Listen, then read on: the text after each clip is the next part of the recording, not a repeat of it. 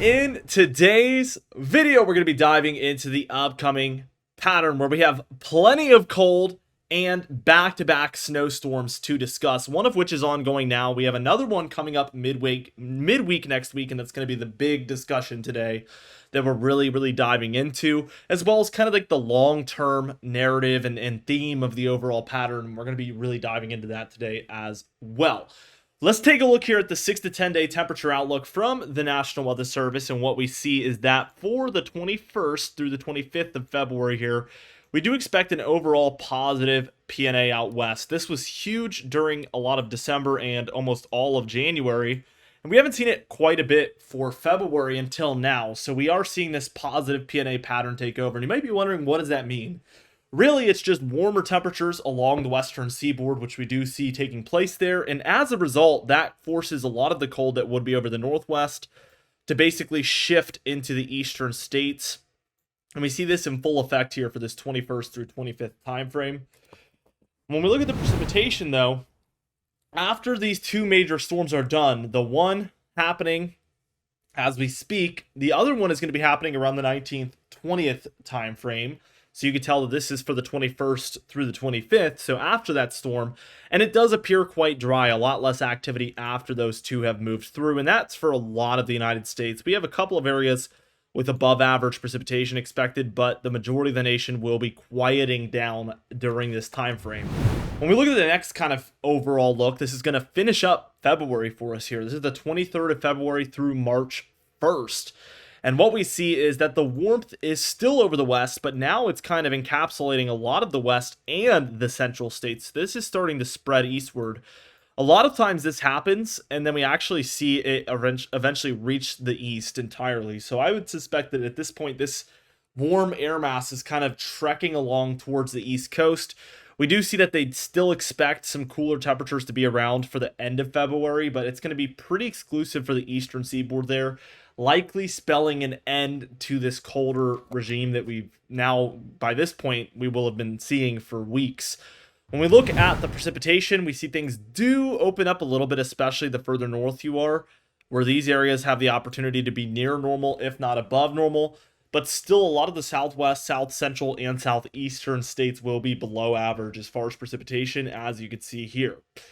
When we look at the brand new, as of yesterday, 3 to 4 week temperature outlook, we do see that they are calling for colder conditions around the northeast corridor of the nation there, and then also for quite a bit of your south central and southeast and in the above normal temperature area. And I kind of disagree with this. This is for March 1st through 14th, and what we're going to see from a lot of our model guidance, and it is very early on, is that the warmth, by the time we're approaching that beginning of March timeframe, is going to be pushing towards the East Coast as their 8 to 14 day outlook. Well, really, when you look at the 6 to 10, then the 8 to 14 day outlook, and think beyond that, it's just evident that that warmth is creeping eastward.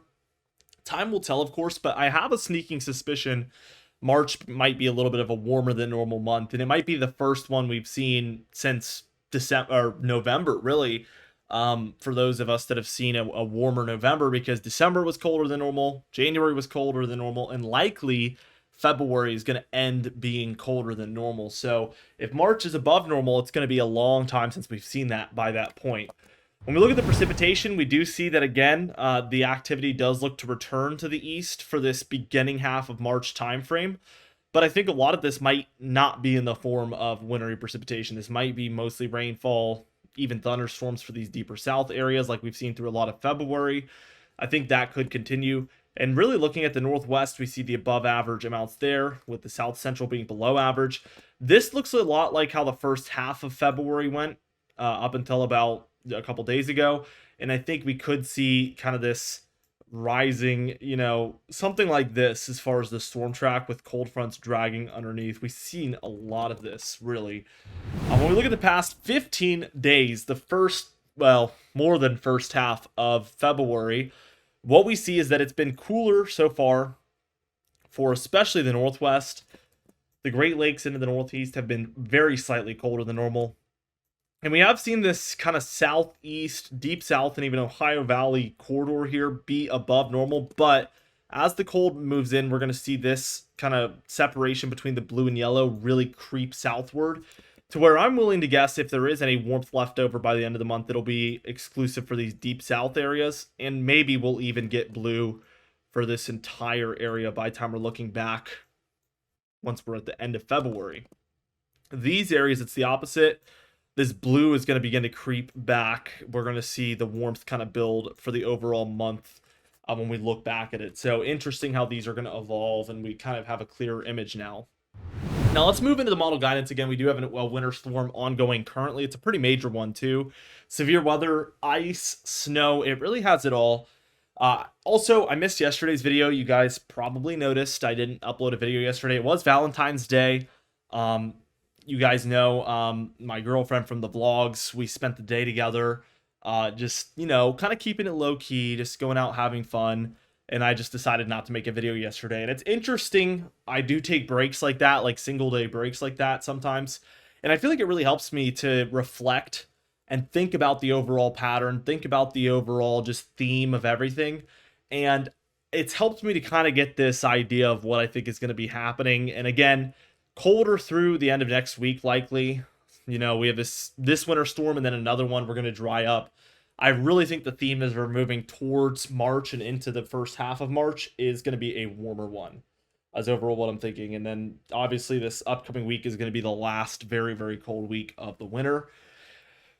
With all that being said, let's take a look at what's happening by the time we reach kind of tonight, because I know you guys are probably seeing this a little bit later on this evening, if not even by Sunday you're watching this, but we do see some of the Midwest and Great Lakes is seeing some snowfall here. Your low is located somewhere near Kentucky there. We have ice and snowfall for the Northeast here. A lot of ice near the Pennsylvania-New York border. A lot of snowfall as you work your way more towards the New England area there, and even areas of eastern New York as well, especially upstate, obviously. Pretty hefty snow system up there.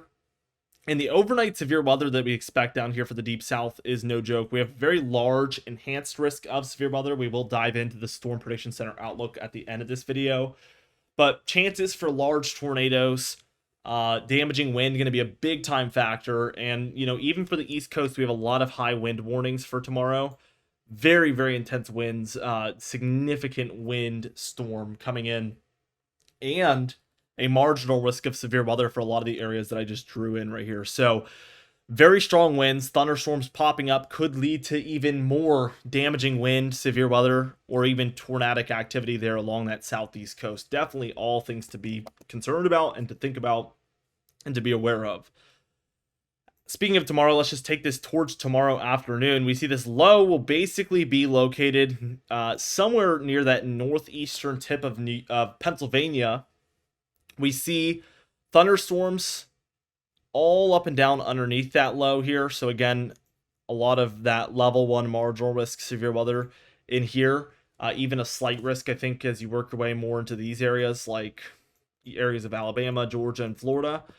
So definitely a severe weather day. And the winds are going to be rip-roaring tomorrow morning into a little bit of the afternoon as this deep Arctic air is really racing in. We're going to be maybe upwards of like 60s, mid to upper 60s, and even 70s for a lot of these areas along the East Coast tomorrow morning, late morning into the afternoon. And then we're going to like snap into these very frigid temperatures. So it's going to be a violent temperature day tomorrow, keep in mind. We do see a lot of snow on the back end of this system. So again, the low is here. A lot of the Ohio Valley and Great Lakes is seeing snowfall. And we even see the Northwest experiencing some wintry weather for tomorrow as well on Sunday. I want to take us forward towards Monday. Again, this storm is a big story, obviously, because of the severe weather. Some wintry impacts in there, but the one around the 20th is really what I want to discuss today. We see snow continues for a lot of the Northwest. The cold has just fully engulfed the East here by Monday the 17th. By the time we're reaching early on Tuesday the 18th, our storm will be forming that's going to be extending towards the east for the 20th. The 18th here, we do see Kansas, Oklahoma, portions of Texas, and even New Mexico and Colorado seeing some snowfall, and it is extending into Arkansas and Missouri here. We have our low trying to form here somewhere just south of Dallas, maybe in Texas. That low is trying to originate, and it is bringing heavy snowfall, as you can see. What's interesting, we've talked in months past about how the GFS model has a southeast bias, and typically it's the further southeast of all the models. This is the European model we're starting with here, and this model has been consistently more intense with the storm and further south with the storm than the GFS model. Something that I'm not going to show you, but something that is on the models, so I don't have time to break it all down, is that the ensemble models, which are really critical when we're talking about something, 4 or 5 days out, to see if a model has its own ensemble support. The ensembles is a grouping of 20 models, and you take the mean average of all of those and try to come together with a consensus on what's going to happen. Obviously, these models are just individual models that we're looking at right here. The European model has excellent ensemble support from not only its own ensemble model, but also the GFS ensemble model and the Canadian ensemble model. The GFS model is too far north compared to any of the ensemble models, so that tells me that the GFS is on an island all by itself with its opinion. If it ends up being correct, that is truly impressive, but this European model and even the Canadian model is on to something more like the European. They are much more on board with what the ensemble models are showing, and that is critical. That is huge. Obviously, a critical time in this storm is going to be, 24, maybe when we're looking at Monday, it's going to be big because we're going to start to see models like the NAM model, the RGEM model, which is an excellent short-range model. They're going to be in range for this storm, and typically that's another opportunity for storms to change quite a bit because you're moving from these longer range models over to the short range models. You're kind of like passing the stick. Or passing the torch kind of down to these shorter range models. And between that transaction of the models that you're typically using, we can see a quick little shift, whether that's north or south or east or west, whatever it may be. A lot of times you will see a quick little and more significant change than, other moments in the shorter term forecast. With all that being said, I know it's a mouthful. I'm kind of nerding out right now, but we see this storm is coming together by Tuesday afternoon, and by the time we're looking at Wednesday afternoon, we see this storm has basically slid to the south here. It's off of the Georgia and South Carolina coast, and we see Kentucky, Tennessee, West Virginia, Southern Ohio, Virginia, and Northern North Carolina all seeing moderate to heavy snowfall from this one. Again, we do have a severe and very brutal cold air moving in, so it is cold enough for this system. Another critical thing is it going to move up the coast, or is it going to kind of slide out a little bit more? Because if it slides out more, these areas will likely stay all snow. But if it tries to ride up the coast, that low pressure gets a little bit too close, and we'll see these areas likely eventually mix over to, sleet, freezing rain, or even rain. Now, when we move it forward, we will see that it does kind of come up the coast. It's offshore the Outer Banks by the time we're looking at about 10 p.m. on Wednesday. We see very heavy snowfall for Western Virginia, Central Virginia, even Northern Virginia, Western North Carolina, the state of West Virginia, Eastern Kentucky, and Southern Ohio here, all seeing really, really decent snowfall by this point. As we keep going with it, though, that snowfall continues to creep northward. DC, Northern Virginia, Maryland, Delaware, New Jersey, Eastern Pennsylvania, all getting a hefty, hefty snowstorm out of this one. 982, a very severe snowstorm. Right here, we're at days 5. So as this storm's wrapping up, we're at the 5-day range. So this isn't some sort of long-range storm that we're just watching and it might change a whole lot or it might not even be there. We are within range to where we know this storm to some extent is extremely likely to happen. It's just the finer details like we've been discussing that are up for debate. A place that's really up for debate is this kind of southern New England area. Is it going to turn offshore and kind of leave you guys out, or is it going to move more up the coast and begin to bring impacts for you guys? And that's a big, big, big point of discussion here. The European model says no, and we stay cold afterwards. I want to kind of track because we stay much quieter. Look at this. This is right after this storm. Look, major storm, and then it's almost like nothing. Nothing. We're really quiet after this point for a while. The only time that I see the potential for a winter storm is maybe just a few days later as we're on like the 22nd, 23rd, 24th. We have this low pressure over the Gulf and we have the cold air pretty far to the south here. If this storm would creep northward, we could see another winter storm for maybe some deeper south areas.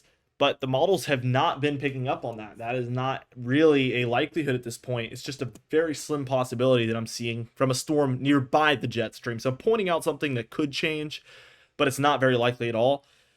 And that's going to really keep us quieter until we see a storm system move down from the Great Lakes here by about the 25th, 26th. And that moves offshore of the East Coast is mostly a rainstorm. It does get pretty strong, though, 986. But really nothing comes of it. We get another storm kind of similar to that, mostly just rainfall. Maybe some New England snowfall here for March 1st, March 2nd, and that's about it. Very quiet after this 20th storm is said and done. So that is looking really, really interesting. Now, as we take a look at the GFS model, again, it's going to be further north with this 20th storm. Further north than any of the ensemble models, any of the deterministic models. It is the clear outlier as of now. Here is this current storm that we're undergoing. Not going to be too much different. And when we see this storm originating, we see this rain snow line is already further north, mostly Kansas and Missouri seeing snowfall here early on. Tennessee, Kentucky, Illinois, Missouri, Indiana, Ohio, as we're looking at 10 a.m. on Wednesday, even moving into Western Virginia and West Virginia and Western North Carolina. And as we keep going, we see that rain snow line is way, way, way further north. We have a lot more ice involved, and that rain snow line is somewhere cutting in the middle of Virginia. So we're seeing this snow mostly for Kentucky, West Virginia, Northern Virginia, DC and Maryland, Delaware here. And we're going to see that it impacts more like New Jersey and Eastern PA more down the road. And we get a little bit more here for Southern New England because this system is further to the north. Look at that. Even Boston maybe getting a few inches on the northern extent. The European model shows almost nothing for you guys up north. So there is some pretty clear differences here. But again, the GFS model as of right now is the outlier. It doesn't really have a lot to work with, a lot of agreement whatsoever. Could totally be right. That doesn't mean it won't be right, but that doesn't bode well for it to be right. Nothing is ever guaranteed with the models, unfortunately. I wish it was. It'd make my job a lot easier.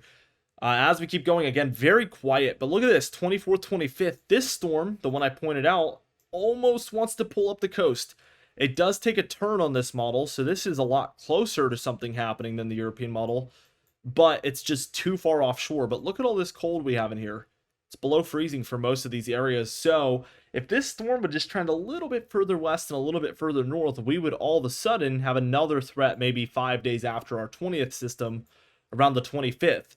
This one, we're about 10 days away from. So there is plenty of time for this one to change, and this has been a consistent signal on the models. So we will continue to track this one. But as of now, no models actually show it as a hit. And I've seen situations like this change when you can see the potential and it eventually does become a snow system. But obviously, it would be much more likely if we saw the models on board with it being a major snowstorm at this current stage, and we just don't see that right now. As we keep going, we see it's very quiet, very quiet. We start to get maybe some interior snow systems here for the Mid-Atlantic and Northeast, like Pennsylvania, New Jersey, or Pennsylvania, New York, the very northwestern areas of those states into New England around the late February, early March timeframe. We actually get like 2 of those, and then we get this system 976 over the Great Lakes with some Midwest snowfall. I'm a little doubtful, 1, because it's 384 hours out, but 2, I feel like these models consistently keep showing systems moving into like the northern plains, upper Midwest, Great Lakes in the long range, and then they're just not really panning out. So that's something that I've really picked up on, especially those areas have been really seeing the models show that, and then it really just doesn't pan out that way. So that is a reason why I'm a little skeptical of that specific storm track. And again, that's not really like a scientific data point, so I can't really tell you that it won't happen.